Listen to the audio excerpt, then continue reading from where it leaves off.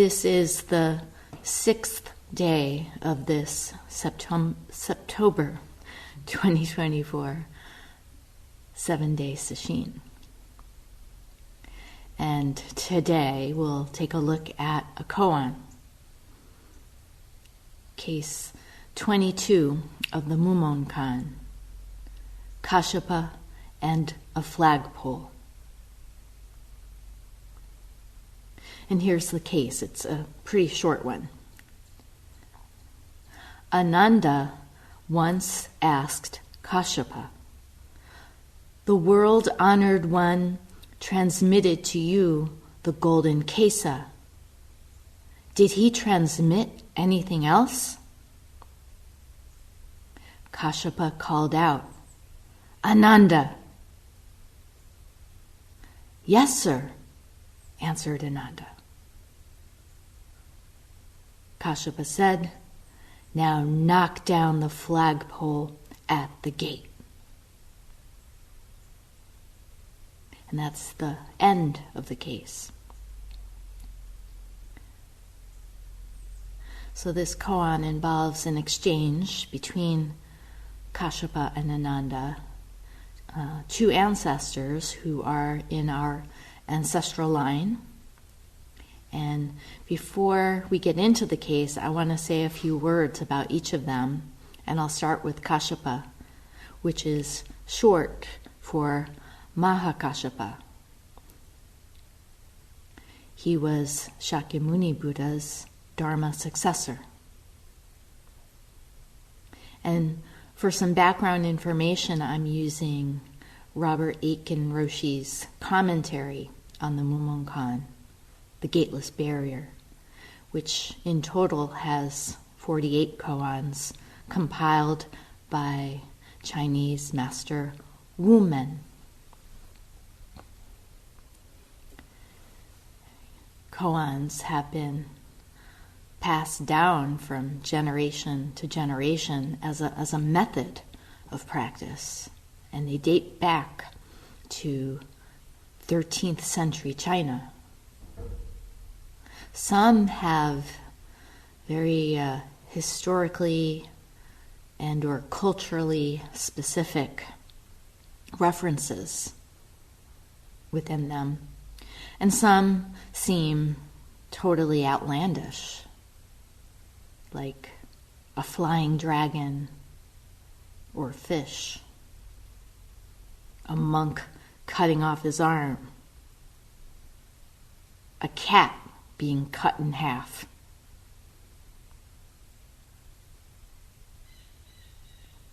They're designed to take us beyond conceptual thought, beyond duality.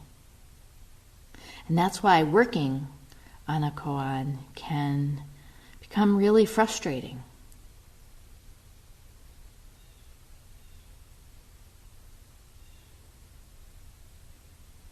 But from my own experience, getting stuck or getting lost is actually vital to becoming more intimate with it.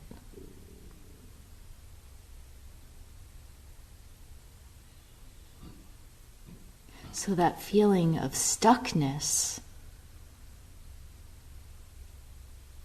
is part of the process, a necessary part.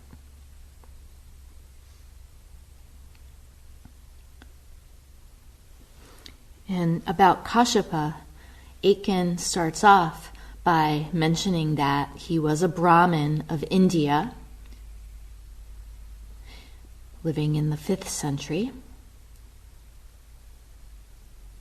Brahmins are regarded as the highest social class in Indian society. So when he became a monastic, Kasyapa had given up a life of privilege. And eventually he would become one of the Buddha's most devoted disciples.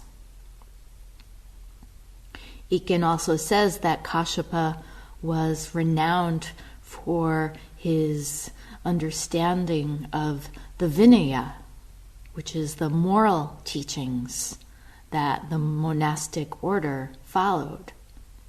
It included rules for celibacy and modesty, clothing, what to wear, when and how,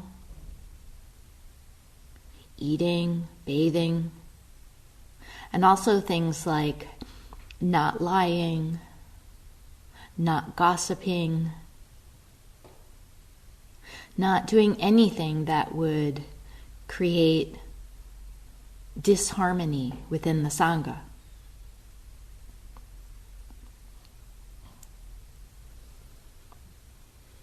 Aitken says, after the Buddha's death, Kasyapa convened a great council of 500 elders to codify the Buddhist teaching.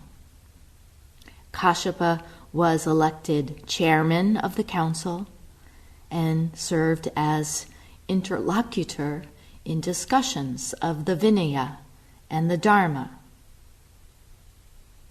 And for this reason, Kasyapa is in large measure responsible for the preservation of the Buddhist teachings, along with codes for monastic discipline. There's another case in the Mumonkan that's about the occasion upon which the Buddha chose Kasyapa as his successor. And that's case number 6. The Buddha holds up a flower. And that case reads, once, when the world-honored one in ancient times was upon Vulture Peak, he held up a flower before the assembly of monks. At this, all were silent. The Venerable Kasyapa alone broke into a smile.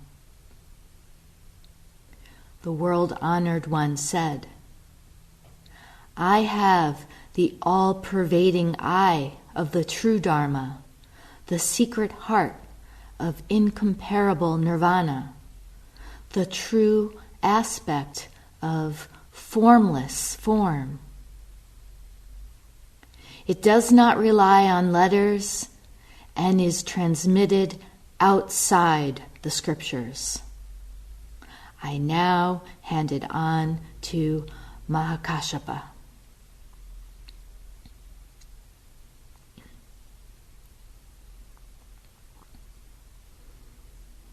So, in that moment, while everyone else in the assembly was silent, Kasyapa alone looked at the flower and smiled.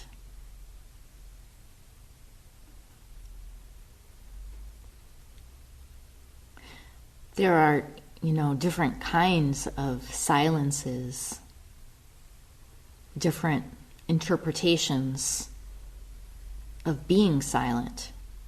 So we can only speculate why the monks responded the way they did. Maybe they were tongue-tied, or maybe they were just being attentive and waiting to hear what the Buddha had to say about the flower. We don't know. But then there was Kasyapa's smile. What did the smile mean? There are different meanings for flashing a smile. There are different kinds of smiles, just as there are different kinds of silences.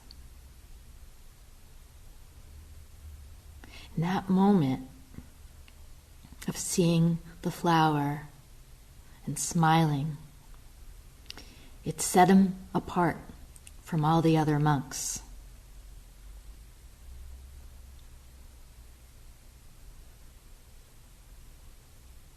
A transmission outside the scriptures.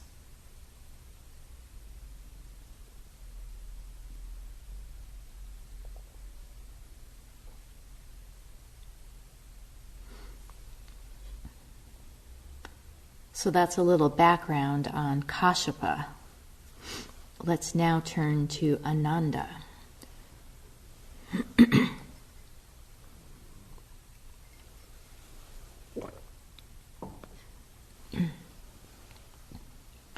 Ananda was also a disciple of the Buddha, and as his personal attendant, the two had a close relationship.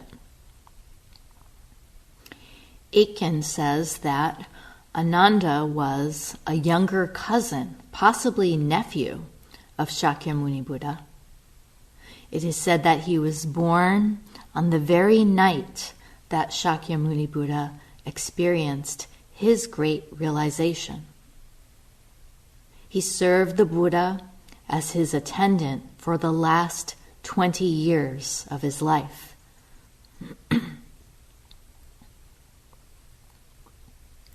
Later, at the Great Council of Elders, Ananda was selected to recite the Buddha's teishos as he remembered them, for he had perfect recall. He could even set forth those which were given when he was a young child, too young to attend them.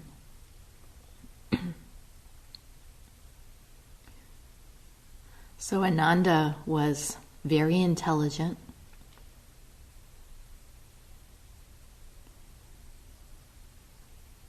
The modern equivalent of being very adept in retaining book knowledge.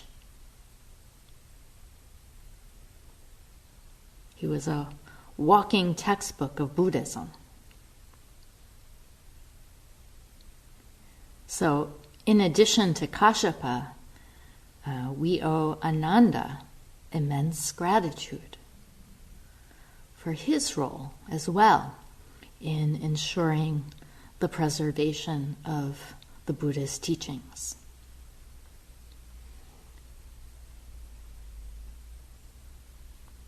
And yet, having such mental aptitude is a quality that is not typically associated with Zen practice.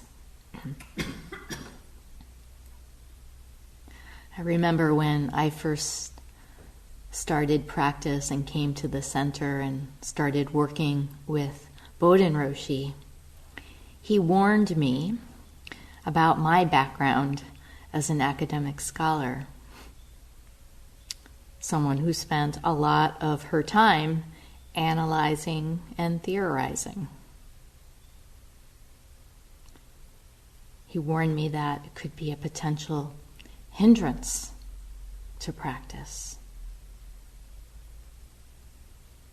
And at the time, I was at the start of my career as a college professor, having just earned a PhD in rhetoric, of all things.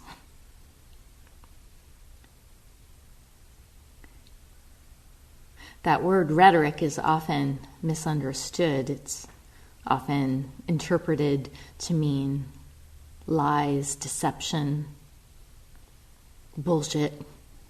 That's what my PhD is in. But actually, as an academic subject, it's actually one of the oldest in our education system in Western culture. It dates back to ancient Greece, to the time of Plato and Aristotle. And it was one of three subjects called the trivium of the liberal arts: grammar, logic, rhetoric. And all of them involved thoughts and words. So I remember thinking at the time my prospects were not looking good. And perhaps that's why I have a special fondness for Ananda, who, by the way, was also influential in convincing the Buddha to allow women to join the monastic order. And that was an incredibly radical move at that juncture in time. It was a strictly patriarchal society.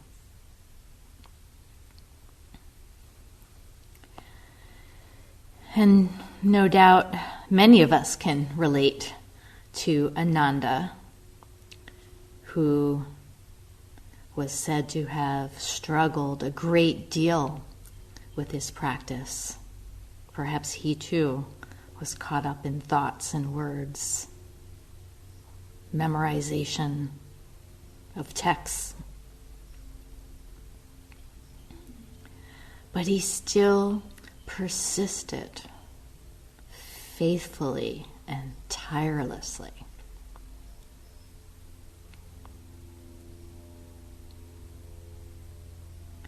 After the Buddha's death, even though Ananda was his longtime attendant at that point, he was not qualified to attend the assembly of enlightened disciples of the Buddha that was being organized by Kasyapa. The purpose of that assembly was to ensure that the Buddha's teaching and the Sangha continued to thrive in the wake of the Buddha's passing. This must have been extremely painful for Ananda.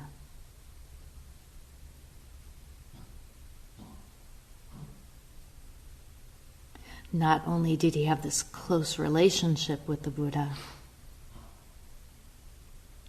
so he must have been grieving this immense loss, but also being told he wasn't eligible to attend this meeting.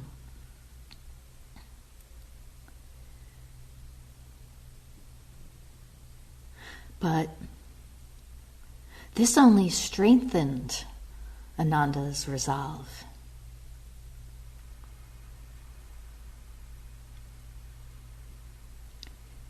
He didn't lose heart. He didn't lose faith. He kept at it. And the story goes that it was not long after learning that he was not invited to the meeting, because his practice had not yet sufficiently ripened. It was not long after that he had a deep realization. And it happened just in time for the start of the meeting, which he did end up attending. And as Aiken said, he played an important role because of his ability to recall the Buddha's words.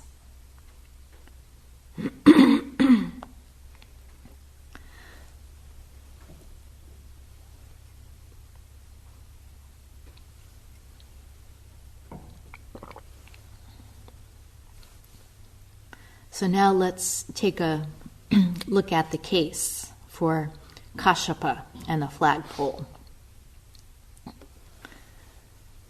Ananda once asked Kasyapa, "The world-honored one transmitted to you the golden kesa.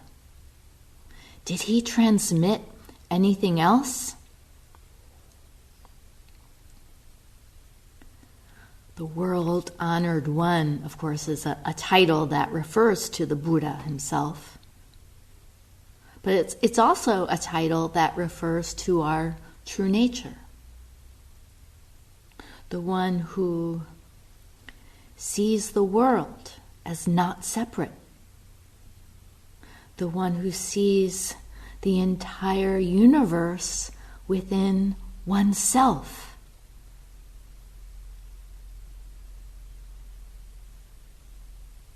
Is this what Ananda was asking about when he said to Kasyapa, "Did the Buddha transmit to you anything else aside from the kesa?"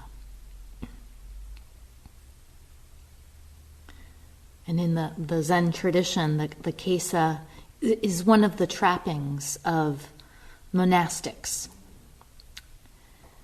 It's a patchwork robe designed to represent the very robe that the Buddha had worn.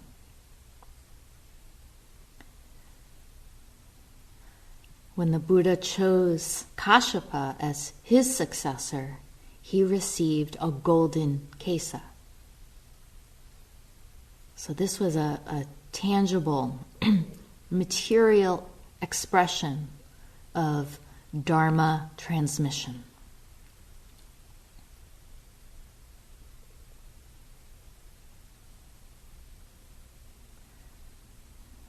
Dharma transmission,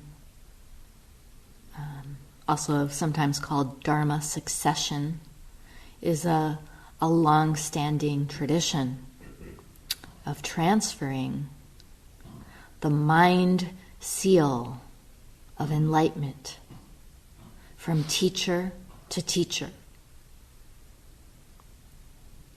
And it's a custom that's based on the ideal that there's an unbroken lineage since the time of the Buddha, an unbroken lineage of teachers.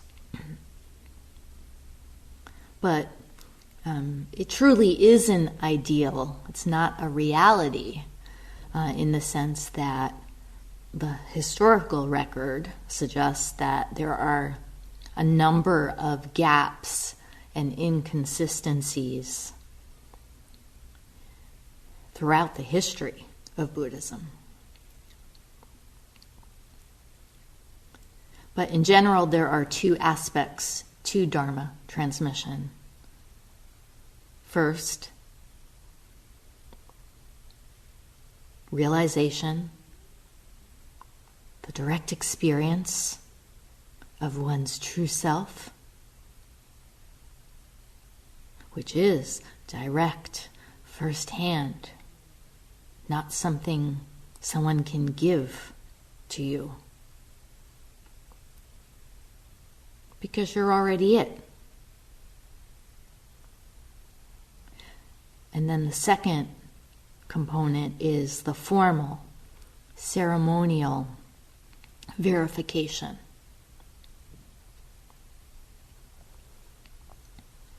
So, again, Ananda says to Kasyapa, you received the golden kesa from the Buddha. The kesa being this outward, symbolic expression of mind-to-mind transmission. But it's not a substitute for experience itself, which cannot be transmitted. Ananda was well versed in this teaching. He would have at least understood it on a conceptual level. But he still asked, is there anything else you received? Did he give you anything else?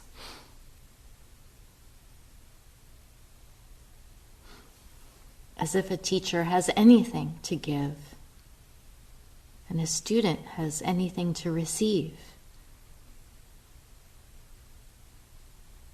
As if we're lacking anything.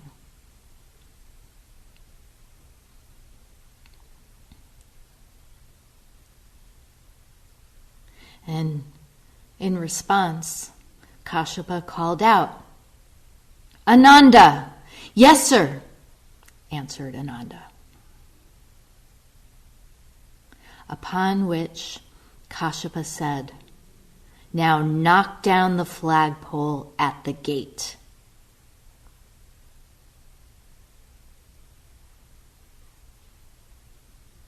So what just happened there?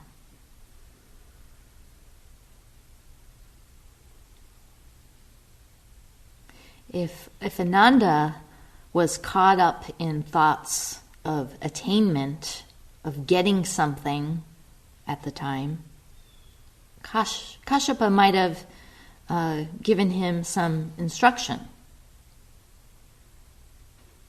telling him to drop it, let it go, return to your practice. But instead, in response to Ananda's question about transmitting anything else, Kasyapa simply calls out his name.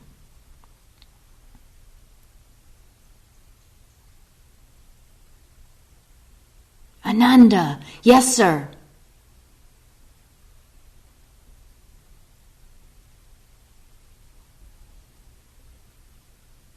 One calls, the other answers. No gaps.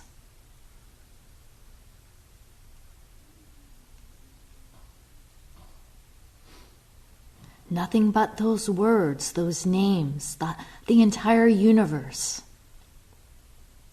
Right there. Ananda, yes, sir.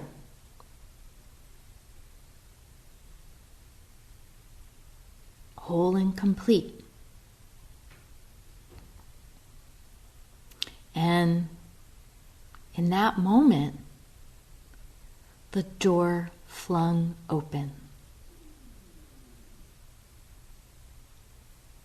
Ananda's mind must have been wide open in that moment, not holding on to anything.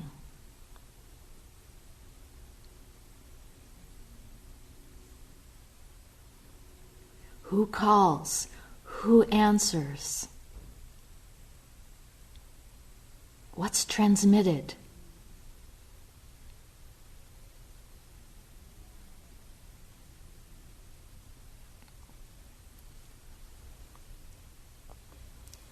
And the case ends with Kasyapa saying, "Now knock down the flagpole at the gate."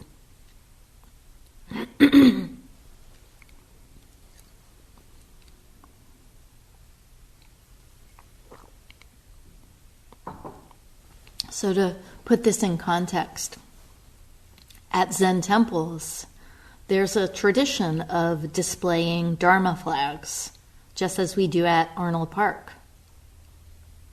There are a number of different flags that are hung depending on what's happening at the center.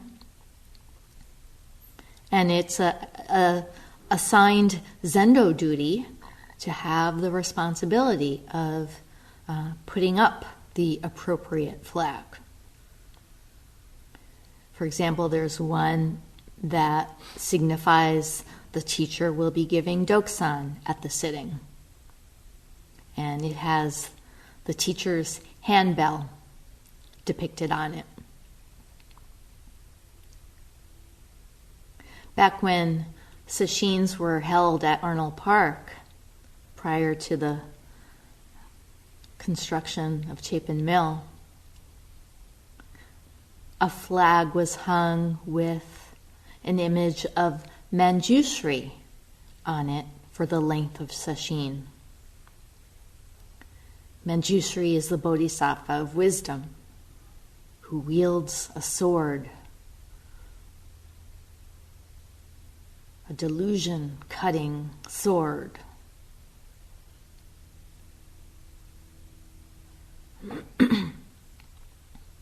And then there's the one we use for introductory workshops, which has an enso on it, a calligraphic circle.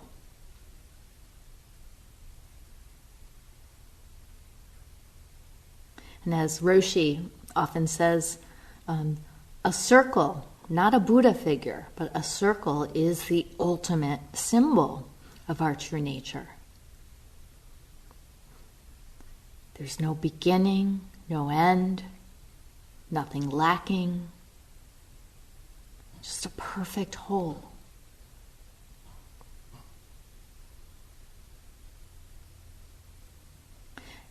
And this is what Ananda realized when Kasyapa called his name. And it's what Kasyapa and Shakyamuni Buddha realized before him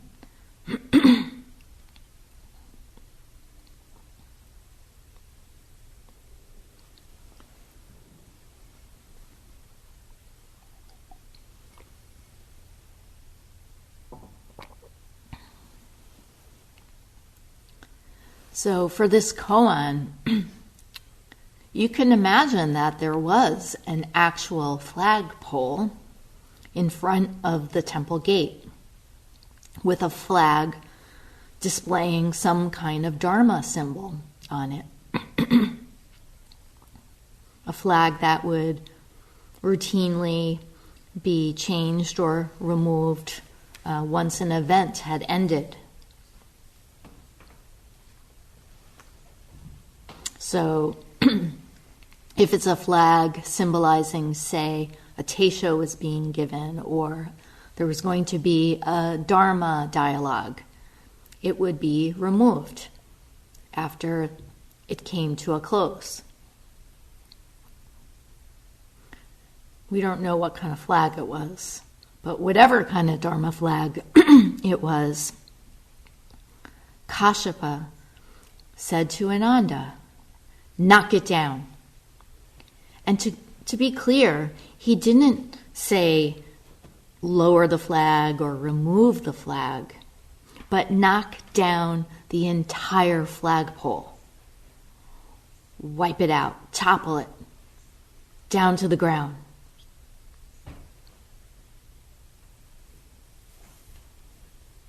And what did he mean by that?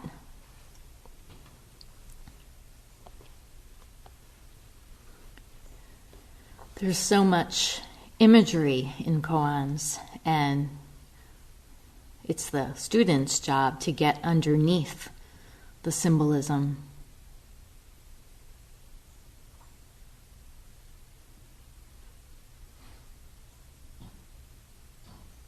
So, for this koan, what's going on?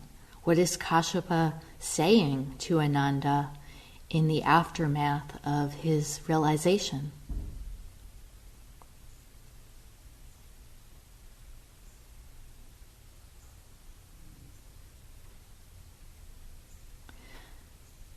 Next is Mumon's commentary, which is not as important as the case and the verse. So I'm going to skip over the commentary and go right to the verse.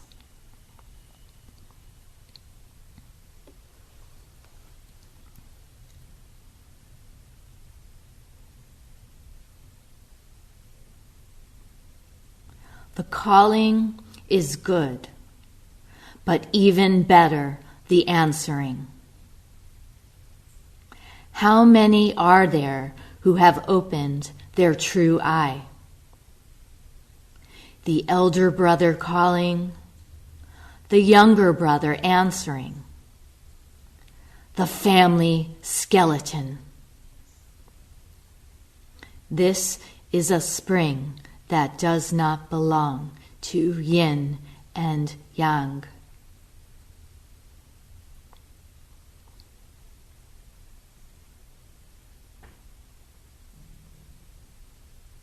Calling and answering are a pair. So how could the answering be better than the calling?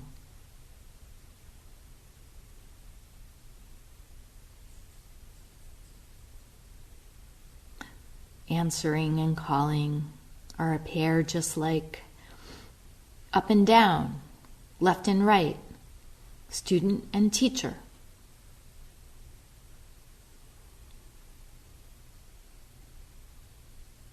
Can one exist without the other?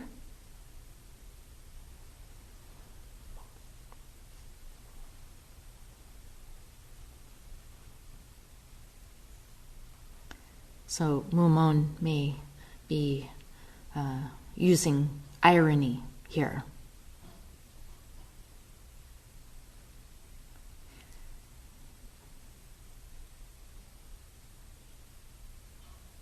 This koan reminded me that in music there's a technique known as call and response.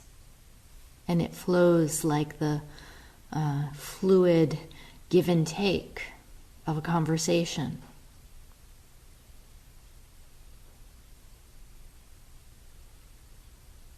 One phrase of music serves as the call, and it's immediately succeeded by another phrase, the answer.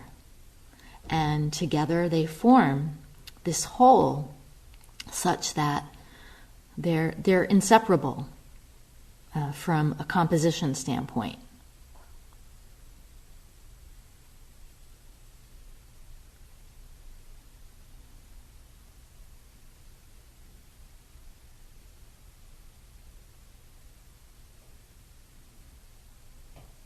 Mumon asks, how many are there that have opened their true eye? True eye is another word for true nature, our true self that is no self, original mind.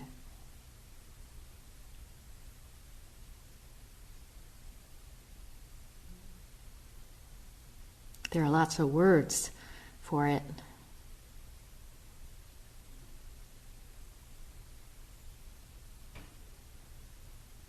But the words miss the mark.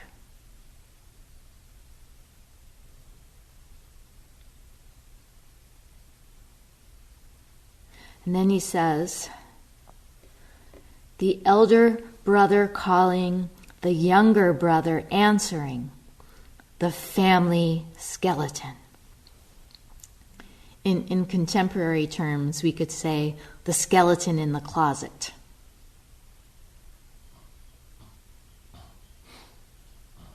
A skeleton is a secret. It's something that's a source of disgrace or shame to the family. It's a private matter that's kept out of public view.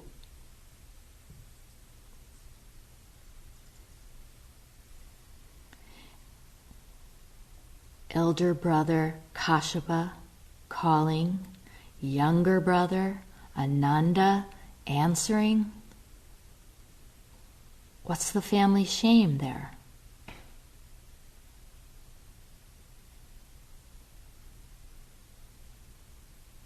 And what family are we talking about in the first place? Aside from the strict meaning of family, as in parents and children or siblings, cousins, there are many other kinds of family. The Sangha is a family. Here in Sesshin, we're a family, supporting one another, supporting the house.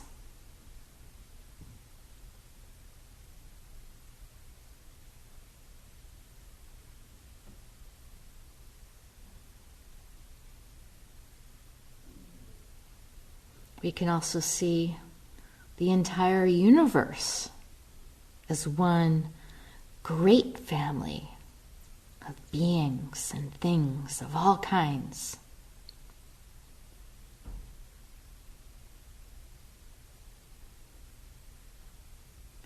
What's the family shame?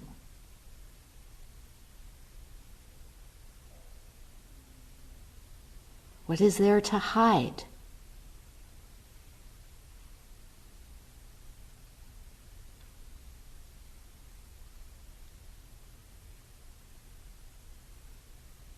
What's not in front of you in open, plain sight?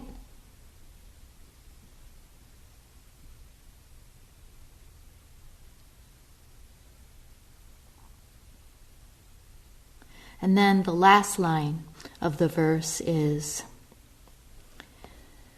this is a spring that does not belong to yin and yang. Spring being a season that symbolizes the energy of life and rebirth, renewal.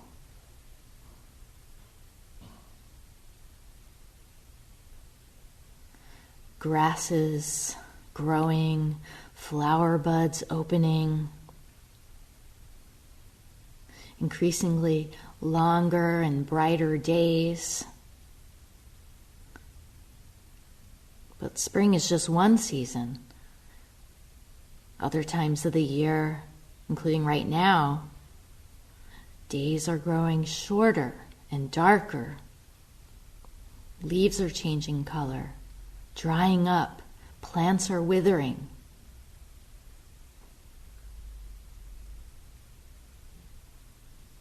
And we have these words, these names for the seasons: spring, summer, fall, winter, as if each is their own thing,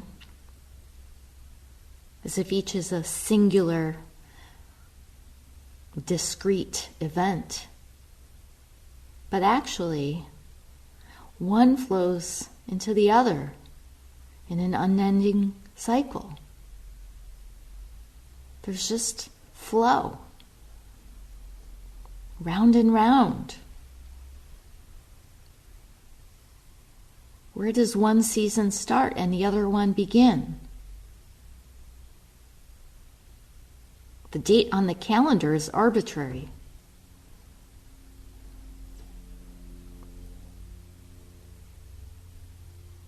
Can we say that spring, let alone any season, belongs to yin and yang? Now, yin and yang is a symbol, just like a flag is a symbol. And usually, yin and yang, if you've never seen it, it takes the form of a circle split in half. One half is black, the other half is white. And there's a smaller circle of the opposing color in each half. And again, the two sides separated by a curved line. According to Chinese cosmology, this symbol represents the interconnection of polarities. And in simple terms, yin is associated with negative, passive, dark, and female, while yang is positive, active, light, and male.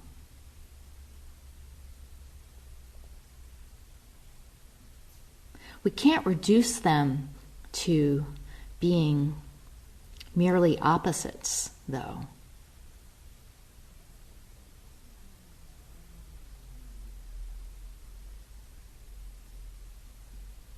That would be two-ness. You can't perceive one half without the other.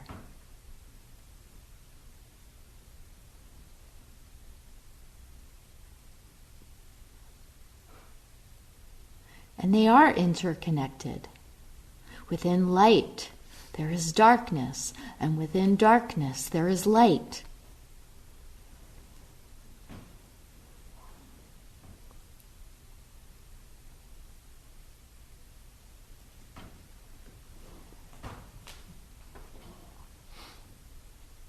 You can't understand one without the other.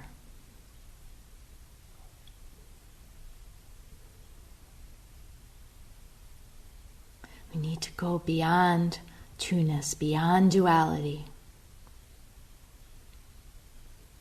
Just as you can't substitute words or symbols of any kind, be it a flag, a season, or something else. Can't substitute any of that for experience.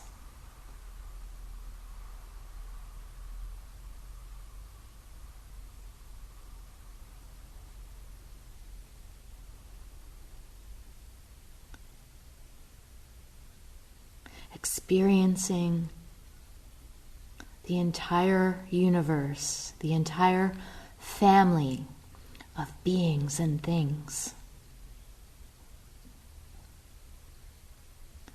Not as separate, but within oneself.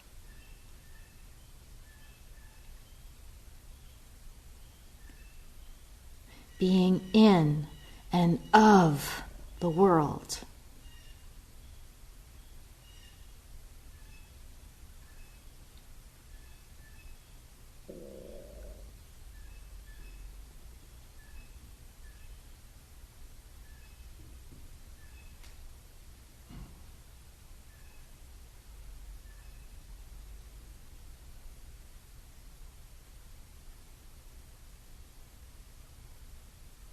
We'll stop here and recite the 4 vows.